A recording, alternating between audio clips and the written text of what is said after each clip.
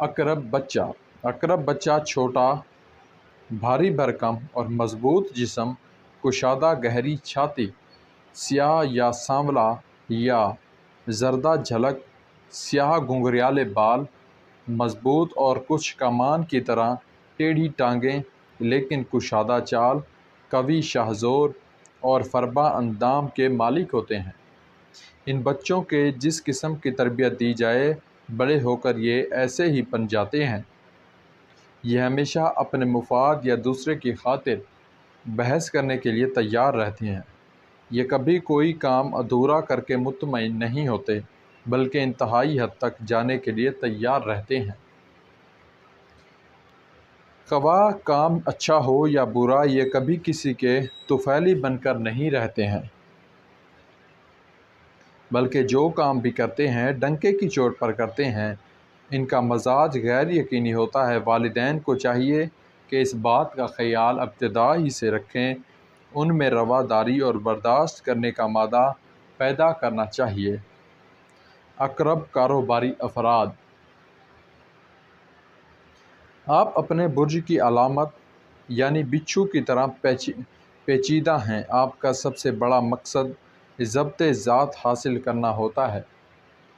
آپ کو ہمارا مشورہ ہے کہ آپ اپنے مقصد کے حصول کے لیے اصلاح ذات سے کام لیں۔ یہ آپ کو دنیاوی معاملات میں مفید ثابت ہوگا۔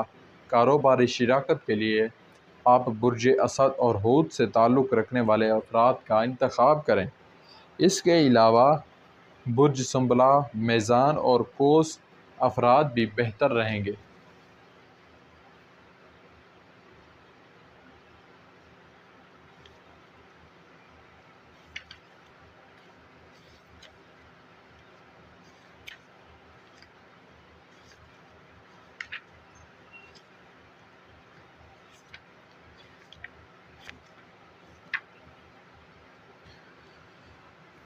برج جدی کے حکمران، زحل جسے انگلش میں سیٹرن کہا جاتا ہے، یہ سیارہ نظام شمسی کے دوسرے سیاروں کے مقابلے میں زیادہ خوبصورت نظر آتا ہے۔ یہ سیارہ مشتری سیارے کے بعد نظام شمسی کا سب سے بڑا سیارہ ہے۔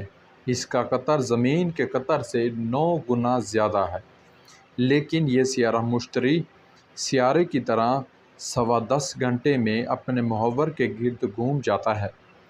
اس سیارے کے اثرات میں بھاری پن، افسردگی، ٹھنڈک، خشکی، بے فیضی، سستی، بانجھ پن، مدافعت، اعصابیت اور پراسراریت شامل ہیں۔ سیارہ زحل کو قانون دینے والا سیارہ بھی کہتے ہیں۔ یہ فرد کی شخصیت پر اثر انداز ہونے والا آخری سیارہ ہے۔ باقی 3 سیارے یعنی یورینس، نیپچون اور پلوٹو طویل عرصوں میں سورج کے گرد اپنا چکر مکمل کرتے ہیں، اس لیے ان کے اثرات اجتماعی ہوتے ہیں۔ سیارہ زحل اپنے حامل افراد کو نظم و ضبط، احساس ذمہ داری اور فرض شناسی کے دائرے میں محدود رکھتا ہے۔ یہ افراد بہت آرزومند اور حوصلہ کی چٹان ثابت ہوتے ہیں۔ یورینس، یہ سیارہ سورج سے فاصلے کے لحاظ سے ہمارے نظام شمسی کا 7واں سیارہ ہے۔ اس کا ایک سال ہمارے 84 سالوں کے برابر ہے۔